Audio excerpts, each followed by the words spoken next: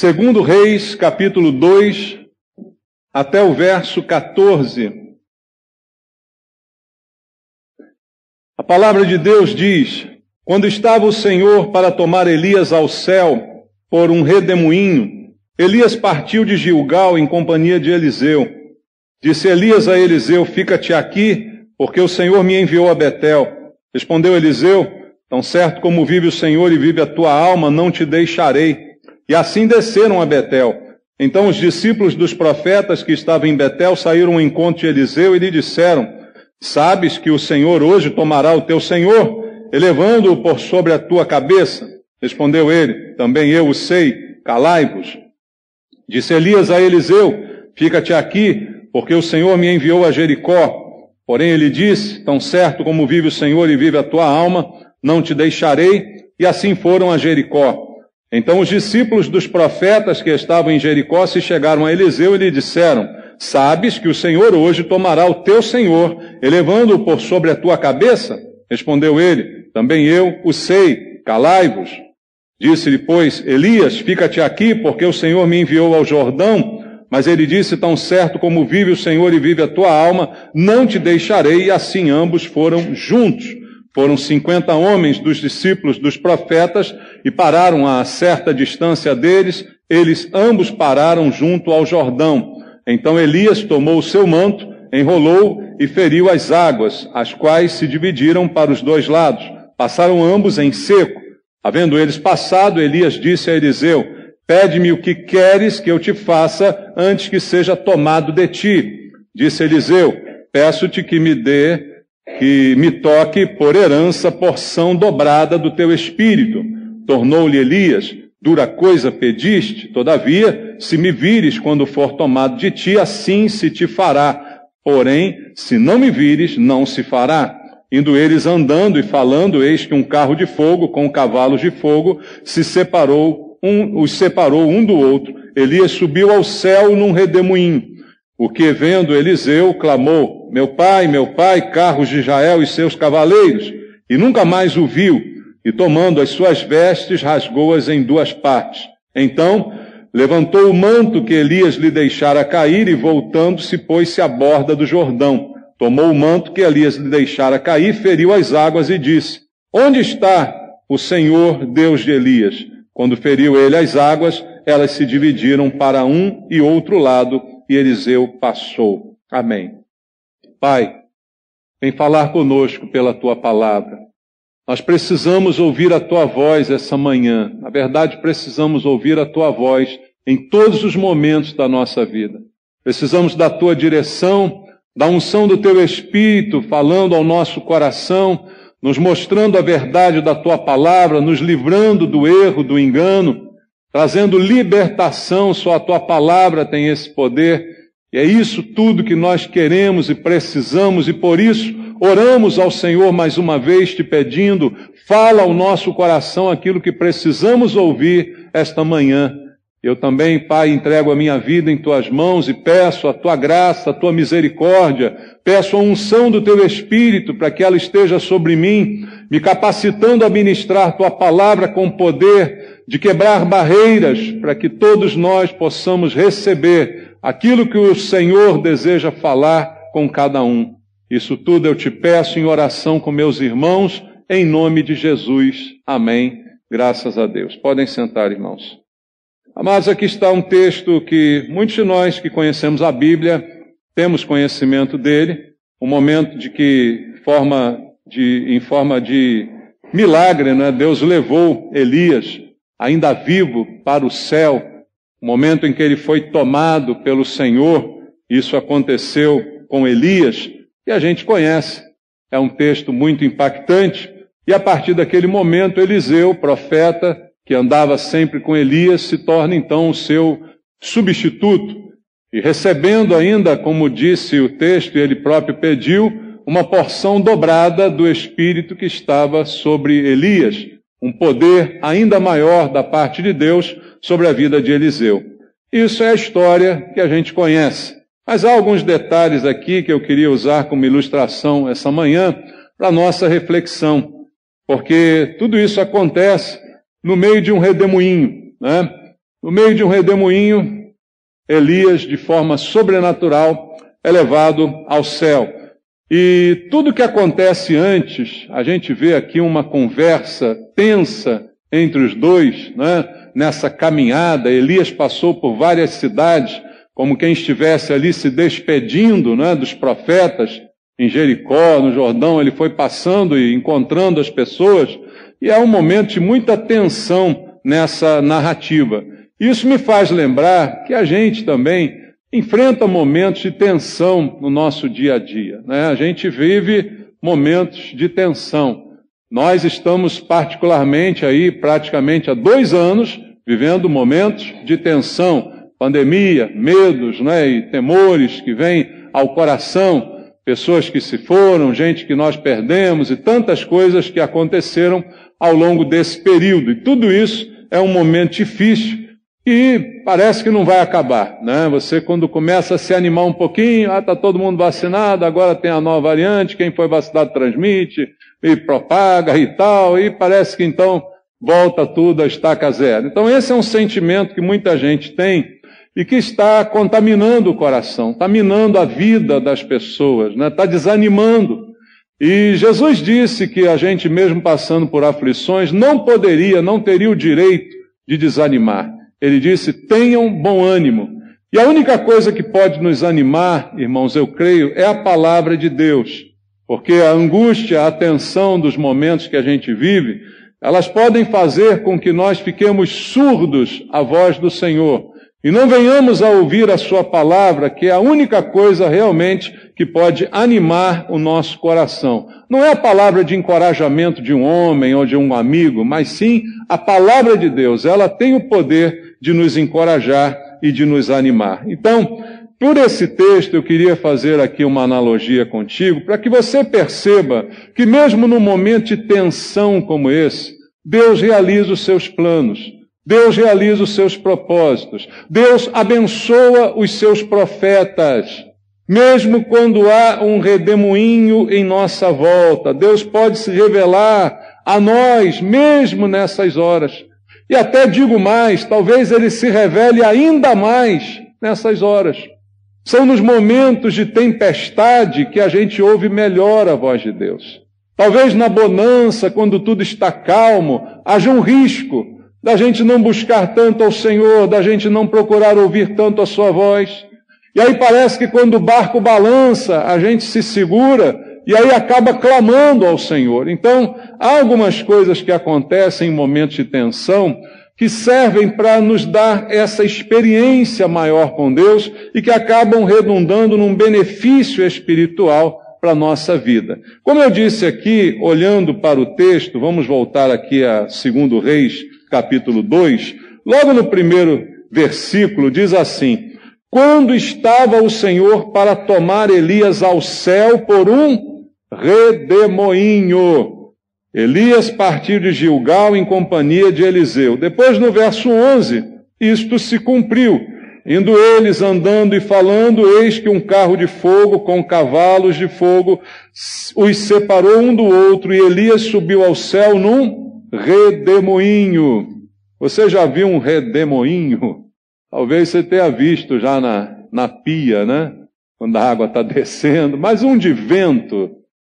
Você já viu de verdade um furacão? Né? O redemoinho aqui simboliza isso, o tornado, o furacão. A gente vê na televisão, né? Alguns dizem Deus é brasileiro, porque aqui não tem isso. Já está tendo, tá vendo? E Deus continua sendo brasileiro também, tá? Americano, hindu, Deus é do mundo inteiro. Mas não é o que acontece ou deixa de acontecer que prova ou não a existência de Deus ou a presença dele. Então a gente percebe através de um redemoinho, de um tornado, de um furacão, o prejuízo que isso pode causar. Não sei se você já viu na televisão um tornado levando um caminhão, né? Vem vindo aquele furacão, quando o centro dele passa em cima de um carro, de um caminhão, de uma máquina, aquilo voa e não há quem segure. Então, é de fato um momento muito complicado. E veja, Elias subiu nesse redemoinho. O redemoinho veio para pegar Elias. E eu não sei como é que é você estar dentro do redemoinho, né? Enquanto está girando, no mínimo a tonteira deve dar, né, irmãos? E foi assim que Elias foi levado ao céu. Uma tensão, um momento desconfortável, ventos contrários que se chocam, essa é a definição do furacão, do tornado. Ele é causado por ventos em direções opostas que se tocam e aí promovem aquela revolução. Essa a definição de um furacão, é um ponto de tensão, de choque, de encontro e que vai trazer algum tipo de prejuízo. E naquele momento, Elias já sabia o que iria acontecer. Eliseu, seu ajudante, já sabia o que ia acontecer. Todos os profetas que ele encontraram pelo caminho sabiam o que ia acontecer. Porque Deus revela aos seus profetas aquilo que vai fazer. Mas isto não deixa de ser um momento de tensão. Você sabe que você vai ser arrebatado, no caso Elias. E aí, como é que é isso? É um momento de tensão. Eliseu sabe que o seu mestre, o seu professor, vai ser levado. Como é que é isso? É um momento de tensão para ele. Como é que vai ser depois disso, né? Depois que Elias for, como é que vamos ficar? Então há sempre ali um momento de tensão.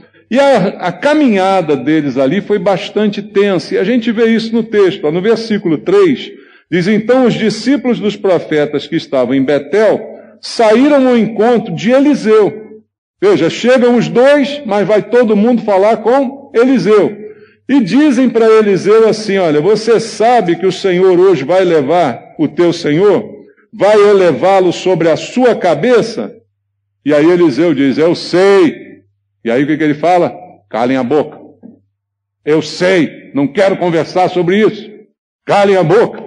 Você já ficou em algum momento assim de tensão? Em que você sabe o que vai acontecer, mas você não quer conversar sobre isso? Porque há uma tensão.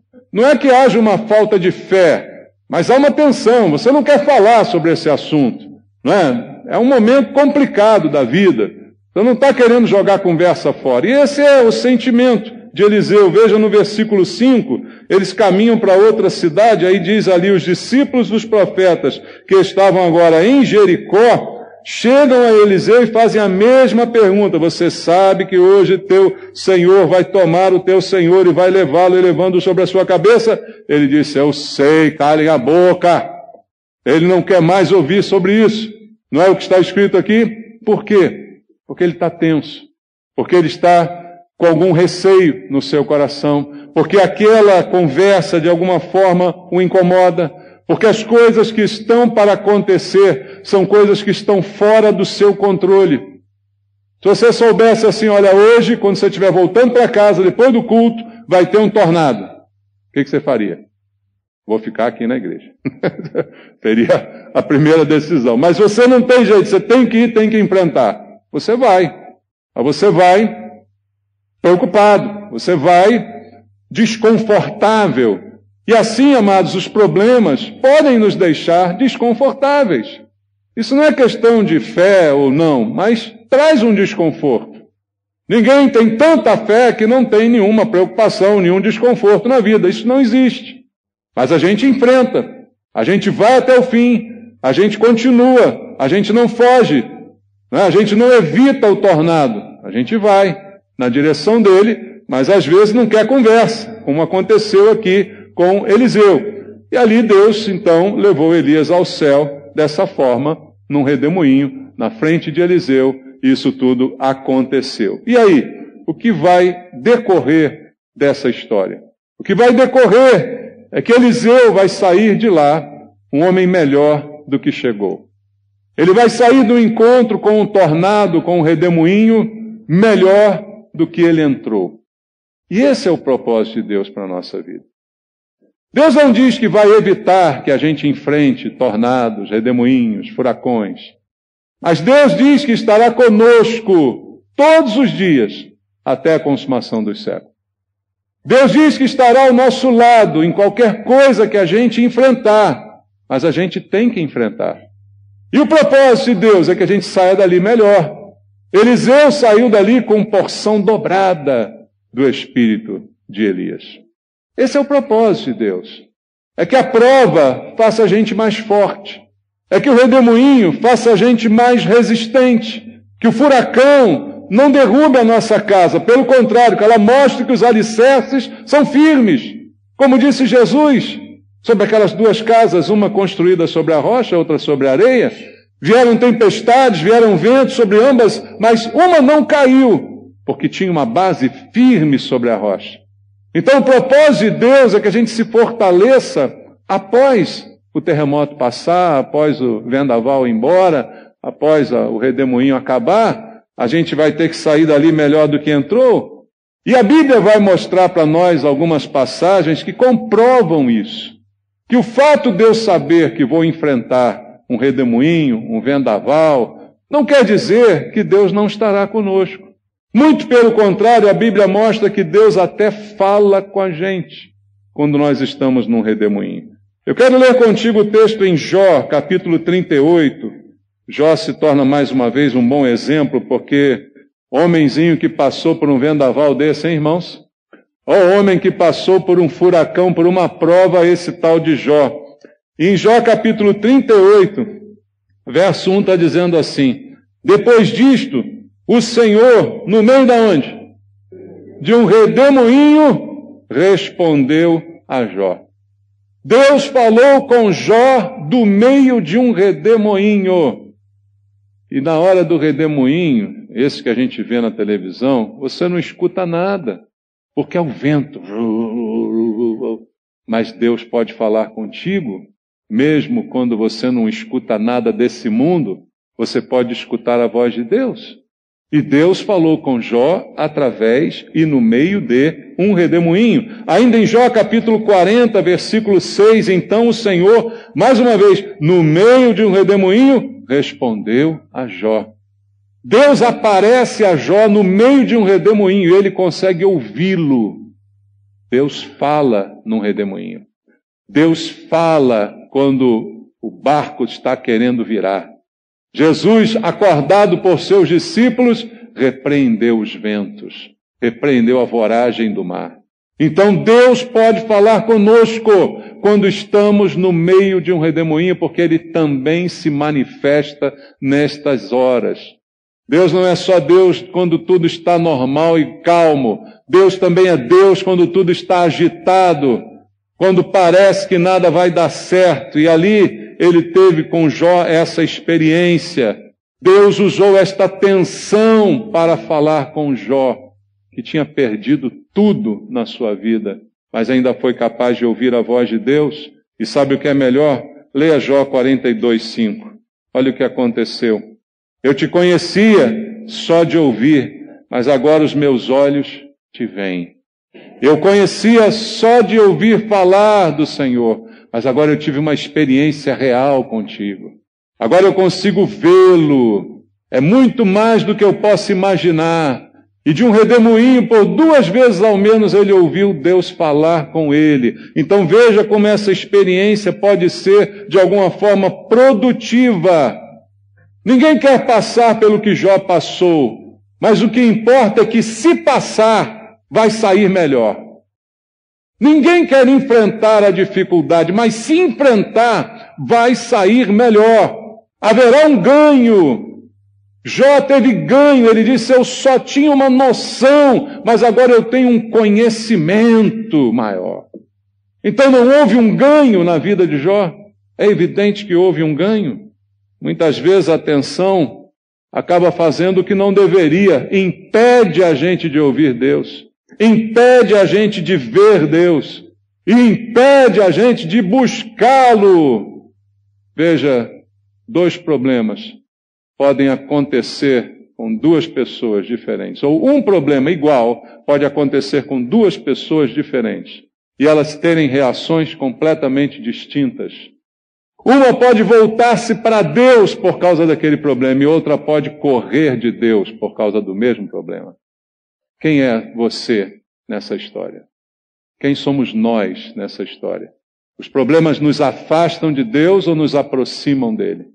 Os redemoinhos nos levam a não ouvi-lo mais ou aguçam os nossos ouvidos para ouvi-lo ainda melhor? qual é a nossa posição. E talvez Deus queira falar conosco nesses momentos de redemoinho da vida, nesses momentos de tensão, de pandemia. Talvez haja uma grande oportunidade de nós nos tornarmos pessoas melhores. Mas também há uma grande oportunidade disso revelar quem de fato nós somos. E como eu tenho dito aqui há muito tempo, essa pandemia tem revelado muito isso. Quem é quem, né? Então há uma oportunidade, o problema é o mesmo para todo mundo, mas o que muda é como a gente reage.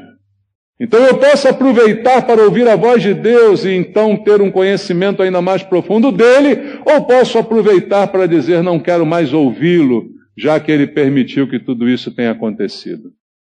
Essa é a postura, essa é a diferença, e aí a nossa decisão é saber de que lado nós estamos. Abra sua Bíblia em Zacarias, no livro do profeta Zacarias, no capítulo 9. A Bíblia diz algo também muito interessante. Zacarias, capítulo número 9, versículo número 14. Zacarias 9,14 diz assim: O Senhor será visto sobre os filhos de Sião, e as suas flechas sairão como relâmpago. O Senhor Deus fará soar a trombeta e irá com os redemoinhos do sul.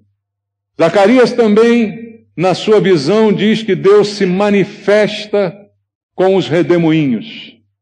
Como então eu posso olhar para redemoinhos e achar que eles só simbolizam coisas ruins? Não, irmãos. Pode ser que sejam coisas boas.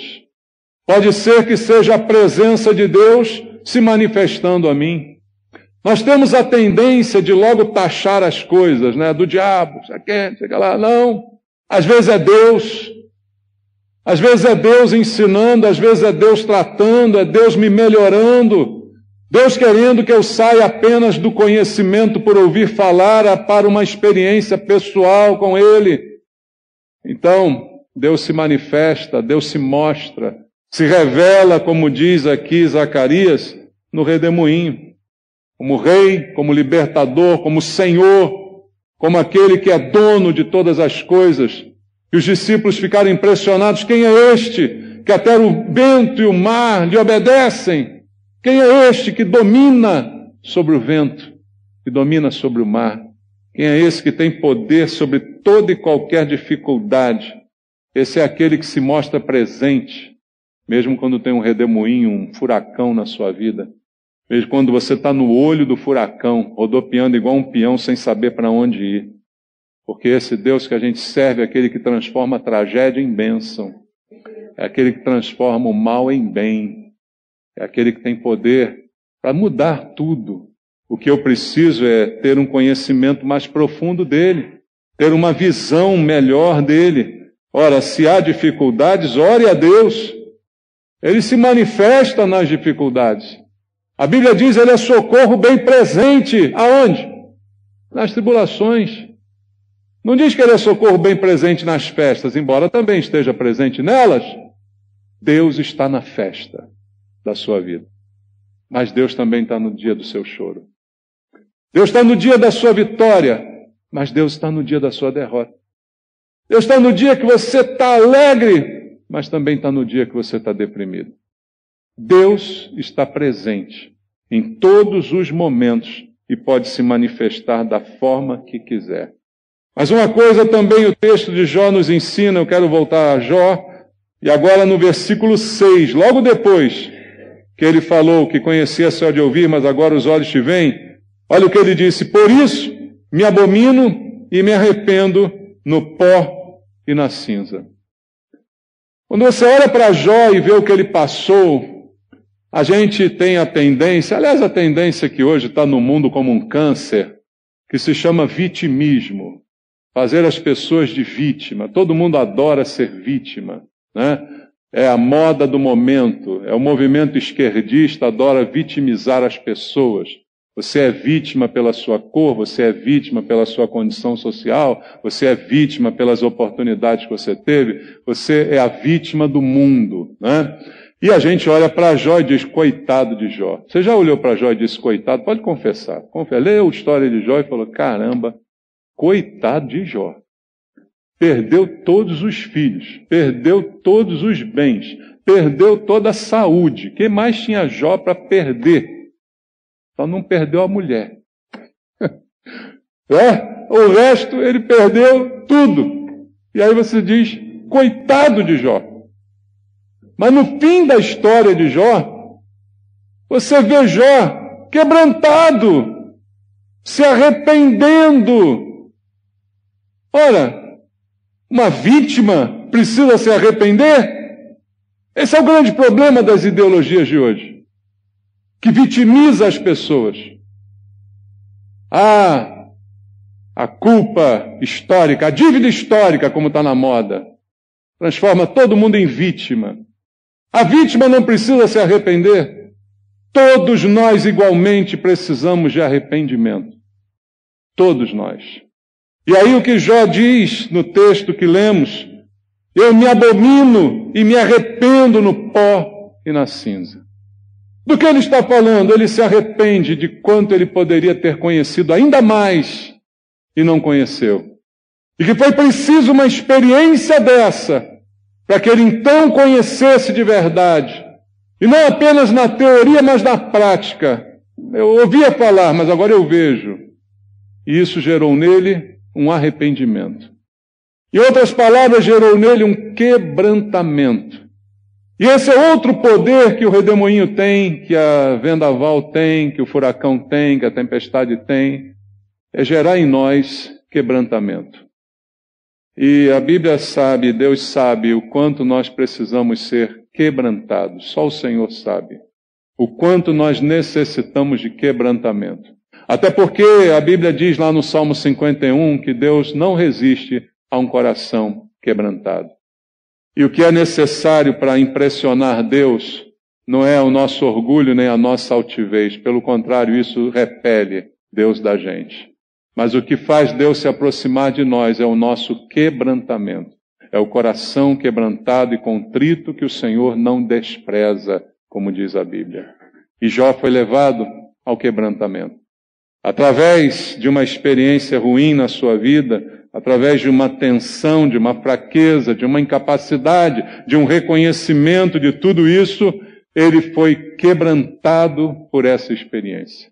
Veja, sempre há um lucro, sempre há uma melhora, mas às vezes à custa de um quebrantamento. Às vezes o que nós estamos precisando é de uma boa diarreia. Às vezes o que nós precisamos, irmãos, é de um bom calo apertado. Para mostrar que a vida não é só de alegrias, mas Deus está presente na alegria e na dor. E que eu posso ter com Ele muitas experiências. Então, eu não sei qual é a tua tensão, não sei qual é o teu redemoinho, com o qual você tem lidado, o furacão que você está no olho dele agora. Talvez seja a falta de dinheiro, problema comum hoje. Talvez seja problema na família, no casamento. Talvez seja o medo da violência, né? Da cidade. Medo do vírus, medo da próxima pandemia, medo do anticristo que já está na terra, medo de um monte de coisa, né? Que você pode estar aí na tua cabeça, estresse da vida agitada dos nossos dias. Talvez tudo isso esteja sendo agora o redemoinho da sua vida. Mas eu sei que Deus quer falar com você no meio dessa tempestade. Que Ele quer que você ouça a sua voz no meio disso tudo. Ele quer se manifestar como se manifestou a Jó, como disse Zacarias, Ele o faria através dessa tempestade. E no final, Ele quer gerar um quebrantamento no seu coração como nunca houve antes. Talvez o que a gente esteja precisando nesses últimos dias seja de quebrantamento. Quebrantamento. No pó e na cinza, como disse Jó. Eu me abomino. Eu me arrependo. Eu me arrependo, Senhor. Eu quebranto o meu coração. Porque eu pensava que eu te conhecia. Eu pensava que eu tinha algum tipo de relacionamento. Mas agora eu percebo que o Senhor é muito mais profundo do que eu podia imaginar. Eu percebo que há muito mais riqueza na tua glória do que eu podia imaginar. Então, eu preciso mais e mais te conhecer, para te ensinar para te amadurecer, para te fortalecer, para que você possa enfrentar qualquer uma destas situações da vida. E voltando ao texto de 2 Reis, onde estávamos, capítulo 2, eu quero ler apenas 2 versículos com você. O versículo 11, que já lemos, eu repito: indo eles andando e falando, eis que um carro de fogo, com cavalos de fogo, os separou um do outro. Elias subiu ao céu no redemoinho. Veja o que aconteceu com Elias. Mas agora veja o que aconteceu com Eliseu. Para Elias, o redemoinho foi para levá-lo para perto do Senhor. E para Eliseu, versículo 14, diz assim: tomou o manto que Elias deixara cair, feriu as águas e disse: onde está o Senhor Deus de Elias? Quando feriu ele as águas, elas se dividiram para um e outro lado, e Elias e Eliseu passou. Para Elias, a entrada para o céu. Para Eliseu, o começo de uma nova vida como profeta, com porção dobrada do Espírito de Elias. Sempre tem uma coisa boa. Não importa o que seja, Deus sempre tem algo melhor. Você crê nisso? Então confia no Senhor. Mesmo na hora do redemoinho, mesmo na hora do problema, em nome de Jesus. Vamos orar? Vamos falar com Deus. Eu não sei qual é o teu redemoinho, eu não sei qual é o teu furacão, a tua tempestade.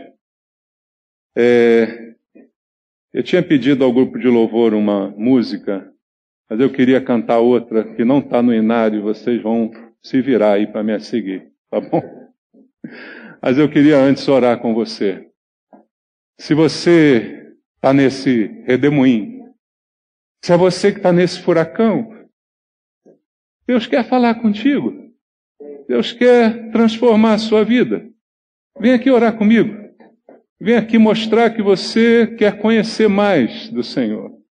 Quer ver mais de Deus. Quer experimentar mais desse poder, dessa presença. Não quer ficar nesse conhecimento superficial, que apenas diz assim: eu ouvi falar desse Deus, eu ouvi falar desse Jesus. Não, eu quero conhecer, eu quero ver, eu quero transformar, eu quero mudar a minha vida. Deus quer tratar contigo. Eu não sei quando esse furacão vai passar, quando esse vento vai cessar, mas uma coisa eu sei, e eu disse a você na mensagem, e você vai crer: Deus está no controle. Deus está falando com você, está se manifestando a você no meio desse furacão. No meio desse redemoinho, você pode ouvir a voz do Senhor. Pai, eu te peço, vem abençoar meus irmãos, Senhor. Vem tratar com cada um deles, lá no íntimo, Pai. Lá no segredo desse coração, que só o Senhor conhece. Que sabe o medo, a aflição, a preocupação, que sabe a tensão que talvez esteja vivendo agora. Eu te peço, ó Deus, como o Senhor fez com Jó, como o Senhor fez com Elias, como o Senhor fez com Eliseu. Não importa a origem desse furacão, eu sei que ele vai ser melhor. Eu sei que ele vai melhorar a vida dos meus irmãos. E o que eu te peço agora é que eles simplesmente creiam, acreditem na tua palavra. Que esse redemoinho vem, está vindo, está sobre eles, mas é para o melhor. Mas é para eles melhorarem tremendamente como homens e mulheres de Deus. Quem sabe ficarão aqui novos Eliseus, cheios do Espírito Santo. Enche teus servos com o Espírito Santo, eu te peço. Em nome de Jesus. Amém.